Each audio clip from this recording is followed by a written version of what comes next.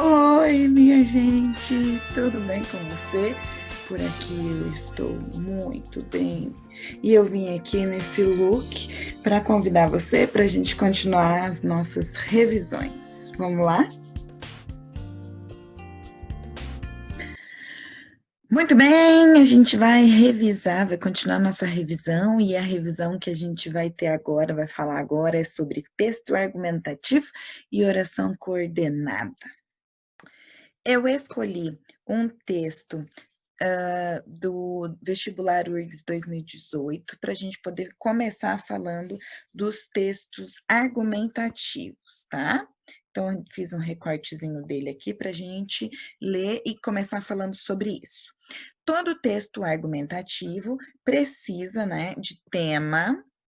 Eu preciso saber identificar tema, preciso saber identificar a tese, né, que é o ponto de vista do escritor, do autor, então eu vou colocar aqui ponto de vista, principalmente quando a gente está fazendo interpretação de texto. Eu preciso, e quase que em primeiro lugar, identificar o ponto de vista do autor do texto. Por quê? Porque é ali que está a defesa que ele vai fazer sobre o tema, tá? A argumentação é a maneira como eu consigo defender esse ponto de vista. A gente vai falar disso ainda mais para frente nas aulas desse semestre, mas vamos lá. Vamos começar lendo então aqui o texto para depois para a gente poder ver o ponto de vista que esse autor vai defender? Então vamos lá. Nada mais importante para chamar a atenção sobre uma verdade do que exagerá-la, mas também nada mais perigoso, porque um dia vem a reação indispensável e a relega injustamente para a categoria do erro, até que se efetue a operação difícil de chegar a um ponto de vista objetivo sem desfigurá-la de um lado nem do outro. Até aqui, ele está te mostrando um exemplo para poder agora introduzir a ideia dele. Tá? Então, ele está falando sobre verdade, ele diz que se você quer chamar a atenção, você exagera, aí depois isso é um tanto quanto perigoso, porque daí para você poder ver mesmo o que é verdade, você vai ter que separar a parte que foi exagerada, que não era muito verdade, para poder ficar com o que é essencial. Agora ele vai colocar o que ele realmente quer passar para a gente. É o que tem ocorrido com o estudo da relação entre a obra e o seu condicionamento social.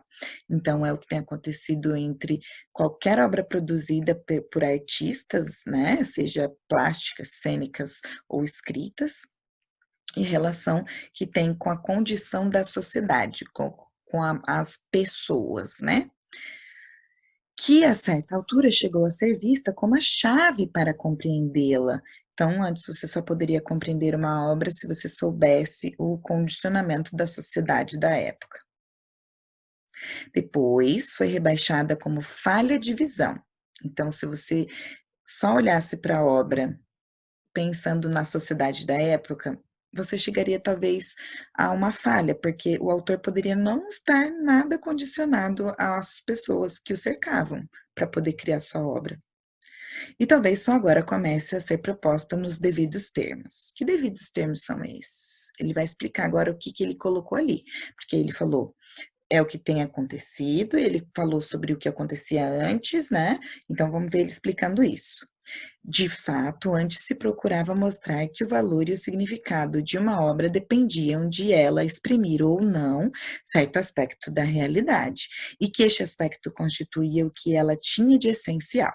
Depois chegou-se à posição oposta, procurando se mostrar que a matéria de uma obra é secundária e que a sua importância deriva das operações formais postas em jogo, conferindo-lhe uma peculiaridade que a torna de fato independente de quaisquer condicionamentos, sobretudo social, considerando inoperante como elemento de compreensão.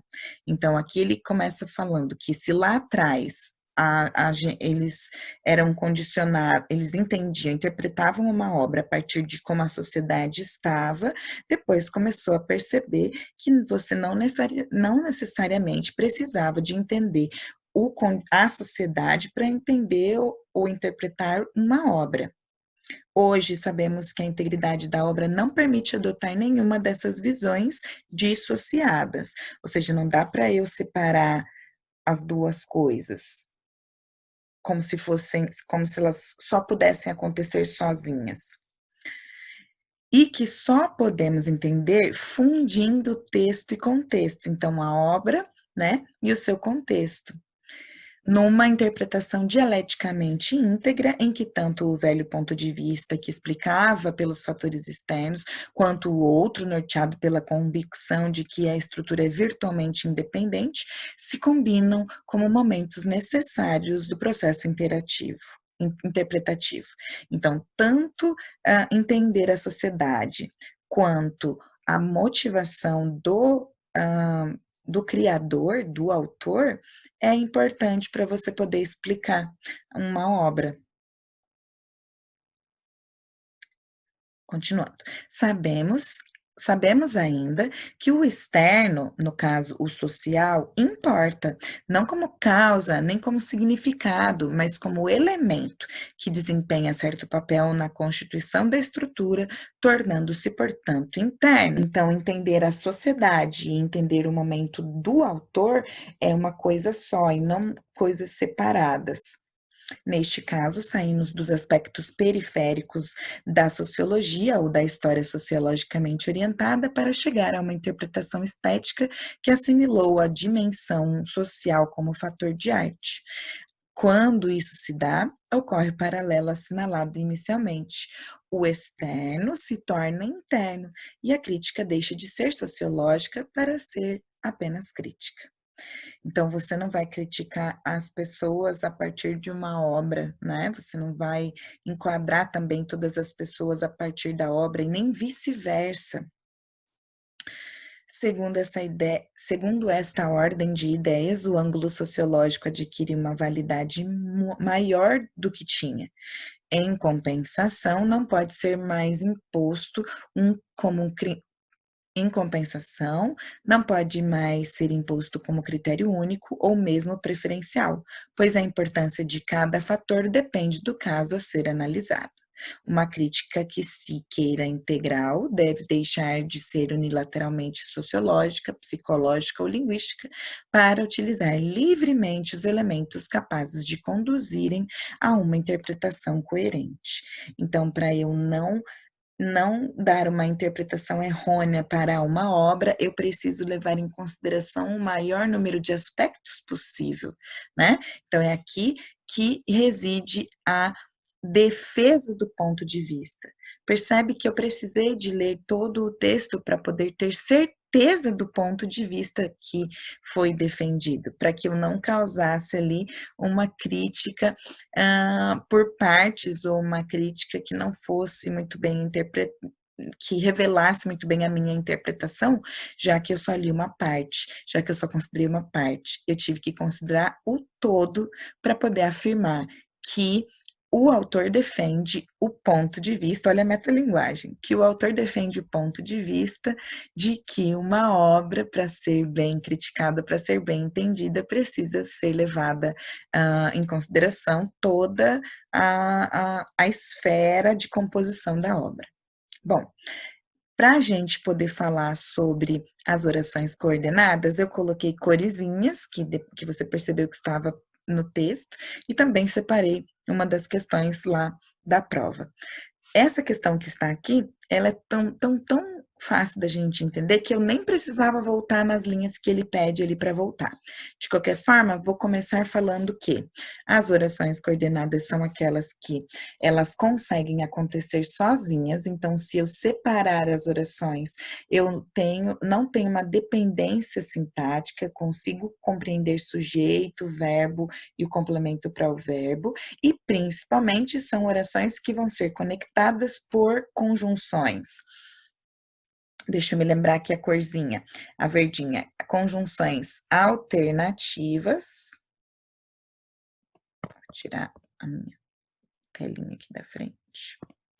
Por conjunções aditivas. A letra não tá bonita, mas tá tudo bem. Por conjunções explicativas.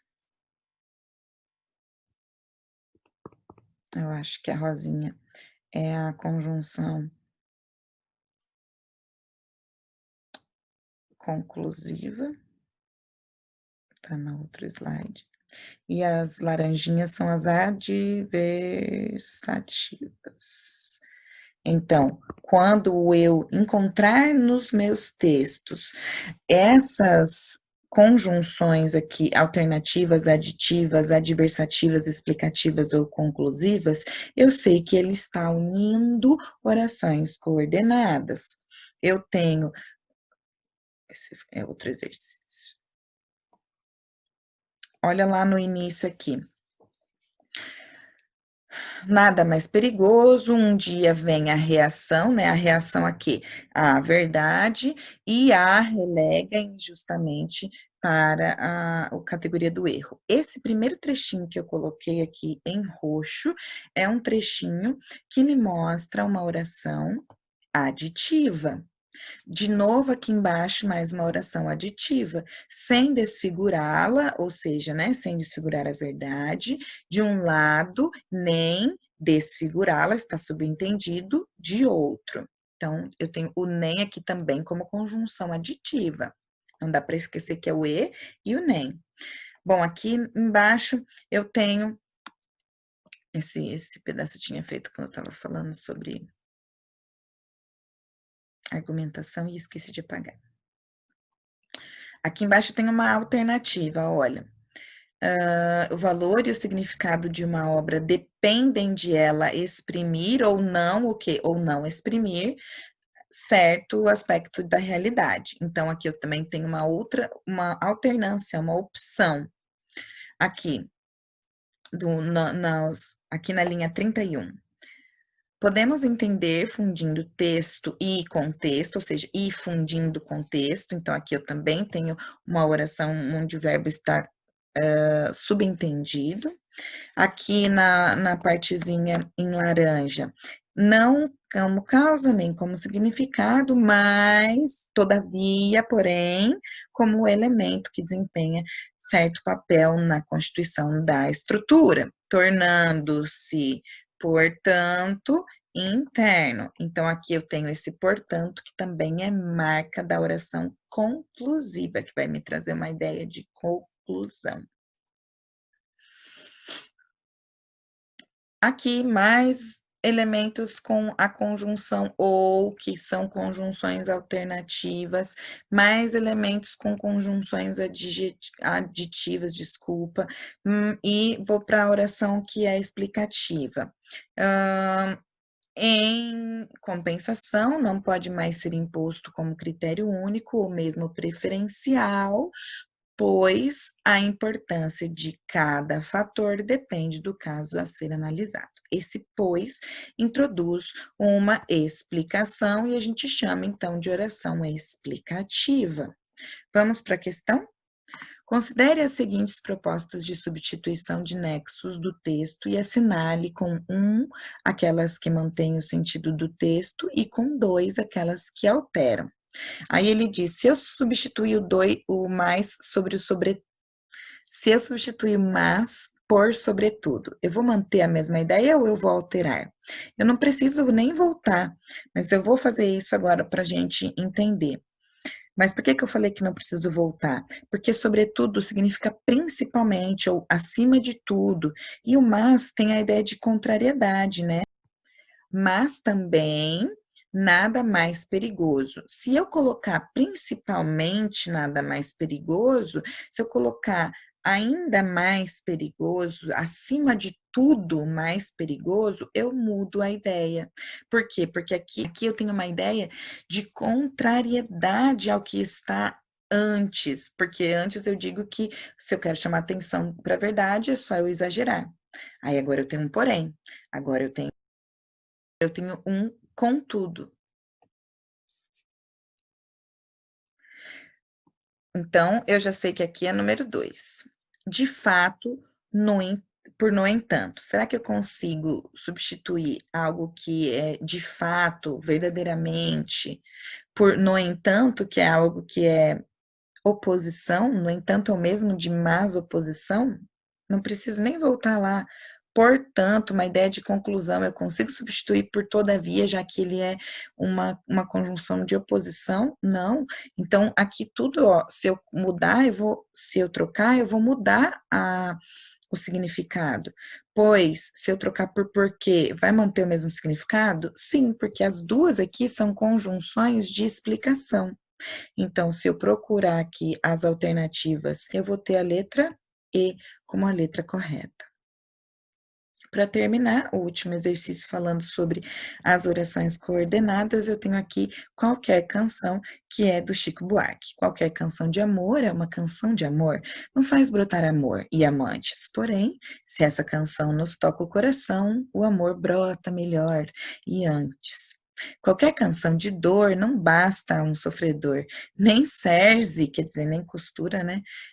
Nem serve um coração rasgado, porém, ainda é melhor sofrer em dó menor do que sofrer calado. Qualquer canção de bem, algum mistério tem. É o grão, é o germe, é o gen da chama. E essa canção também corrói como convém o coração de quem não ama. Muito bem. Essa canção aqui, então, sobre ela, no vestibular da UERJ, né, lá do Rio de Janeiro, fez a seguinte pergunta sobre ela: diferentes relações lógicas são estabelecidas entre orações que compõem as estrofes do texto. Na segunda estrofe, essas relações expressam as ideias de.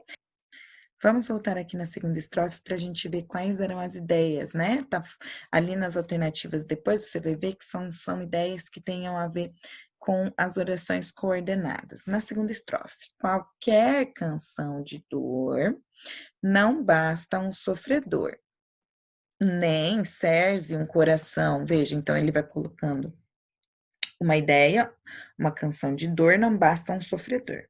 Aí ele adiciona mais uma ideia. Nem serve a um coração rasgado. Desculpa, nem serve um coração rasgado. Aí ele põe uma conjunção de adversidade, contrariedade, contraposição. Porém, ainda é melhor sofrer em dó menor do que sofrer calado. Aqui ele faz uma comparação. E aí a gente sai um pouquinho das orações coordenadas para subordinadas adverbiais, né? Vamos lá, então? Na segunda estrofe, essas relações expressam as ideias de adição, sim, na primeira, né? Negação, talvez, porque a gente tem ali o não basta um sofredor, nem serve um coração. Finalidade, não tem nenhuma relação de objetivo no início. Proporção, não, também não está falando do tanto que se sofre. Então vamos lá, sobraram essas duas opções para gente. Vamos ver do próximo das ideias. Contraposição, sim, porque a gente tem, né, o porém ali marcando a ideia de contrariedade. Anterioridade, não tem uma ideia ali de coisa que aconteceu antes. Comparação, sim, né, eu até mencionei que a expressão do que vai trazer essa ideia de comparação lá nas orações subordinadas adverbiais. Então, o correto aqui seria nós marcarmos a letra A. Bom, deu para dar uma revisada, uma lembrada das orações coordenadas e eu espero você na próxima aula de revisão. Um beijo, um abraço e até mais.